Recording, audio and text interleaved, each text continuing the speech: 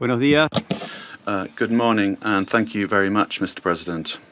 Mr. President, the government of the Argentine Republic values the decision and determination demonstrated by the President of the United States of America and by his government in the recent actions taken in Venezuela that resulted in the capture of the dictator Nicolas Maduro, leader of the Cartel of the Suns, declared a terrorist organization by Argentina in 2025, the same year in which Argentina also declared the Tren de Aragua a terrorist organization.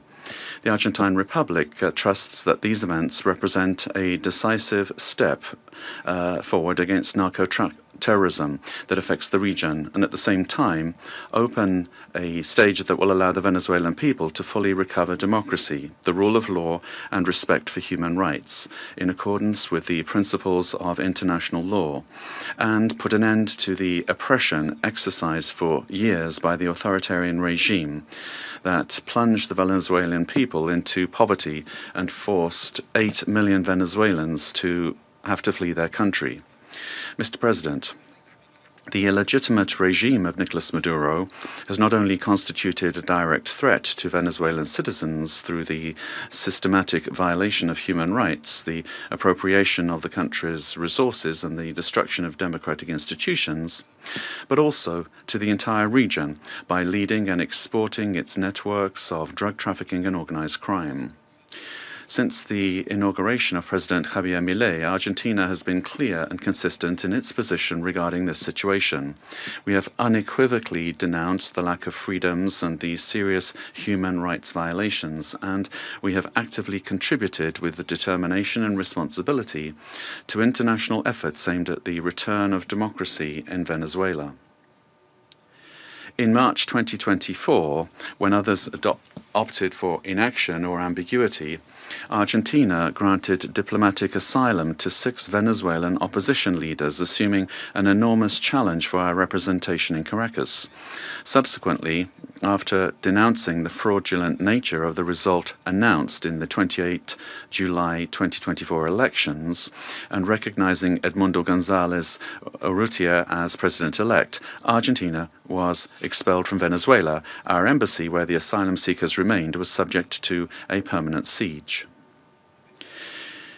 Despite these pressures, the Argentine Republic maintained its unwavering conviction to continue denouncing the situation in Venezuela and to act in every available international forum so that Venezuela could once again embrace freedom and democracy.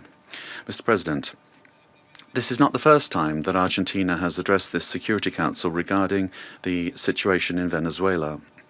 On the 23rd of December last, we expressed our deep concern over institutional and humanitarian deteriorating situation, noting the effects of the illegitimate regime of Nicolas Maduro transcended the domestic sphere and negatively affected regional stability, constituting a concrete threat to hemispheric security. In the same vein, President Milei stated at the Mercosur summit that Argentina welcomed the pressure from the United States aimed at freeing the Venezuelan people. Today, the international community faces a new scenario that poses a dual challenge: to support a genuine democratic transition in Venezuela and to contribute to the lasting restoration of peace and security in our region. Faced with both challenges, the Argentine Republic stands ready and willing to cooperate. We reaffirm our firm commitment to the full restoration of institutional normalcy and the rule of law in Venezuela, always safeguarding the freedom, human dignity, and prosperity of the brotherly Venezuelan people, as well as our determination to continue fighting against the scourge of narco-terrorism and those who contribute to its financing.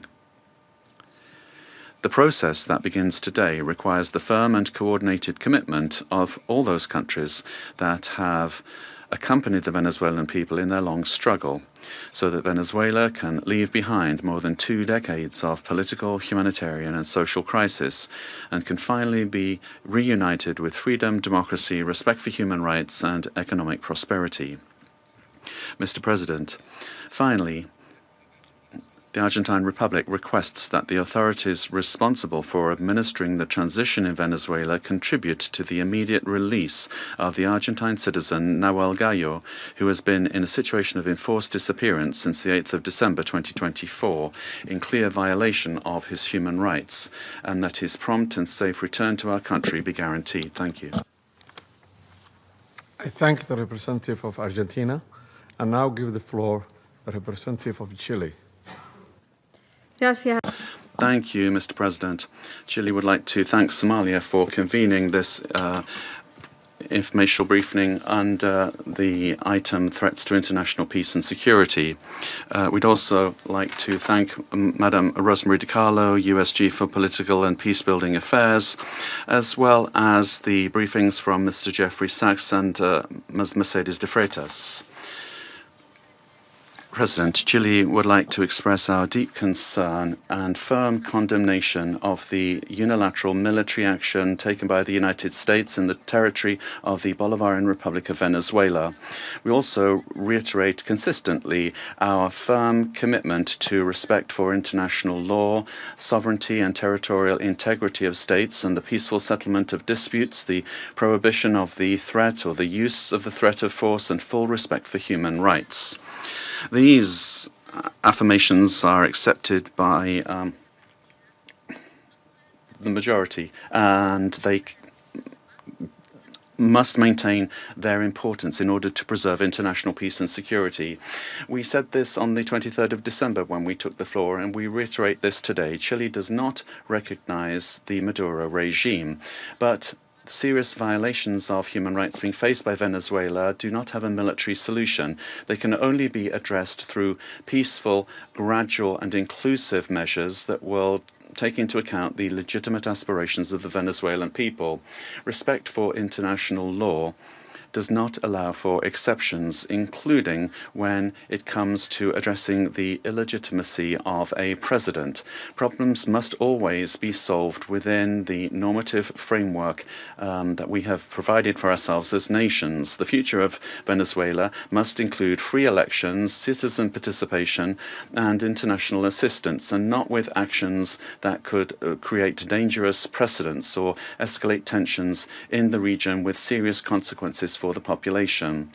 Chile, as a witness of history and based on our own experience with the loss of democracy, where there was foreign interference that caused extreme damage and pain for the Chilean people, we were able to recover our democracy through a transitional process that was carried out with the assistance of the international community, the strength of organized citizens, and through our institutions.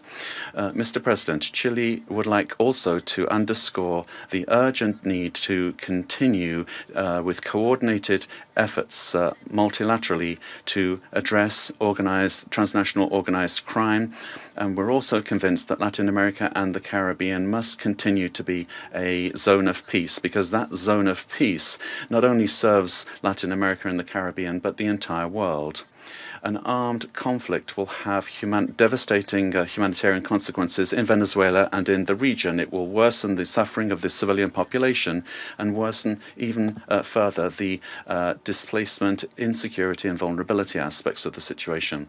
We reiterate that any differences must be dealt with exclusively through peaceful means in strict respect for international law, the sovereignty of states, and the prohibition of the use or the threat of the use of force.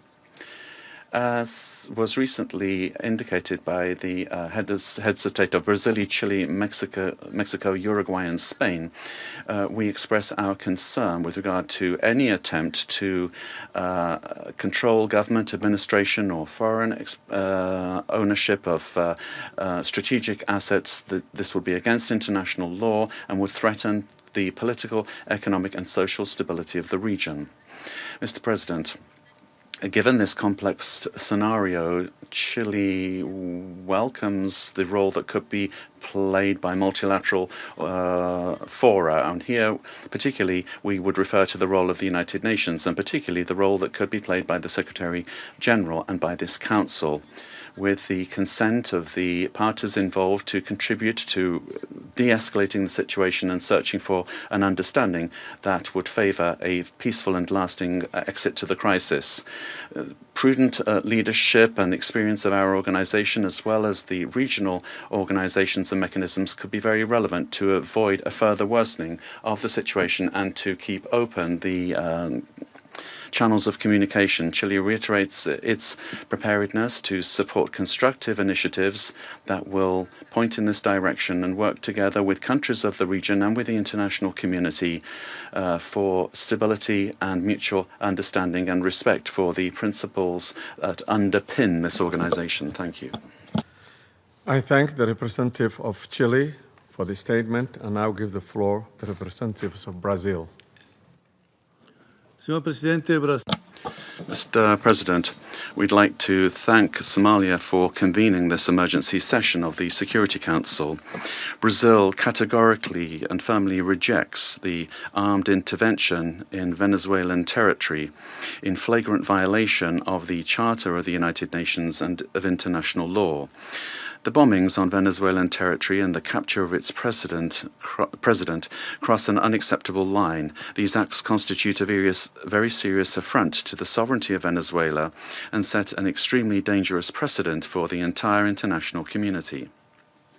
The Charter of the United Nations establishes as a pillar of the international order the prohibition of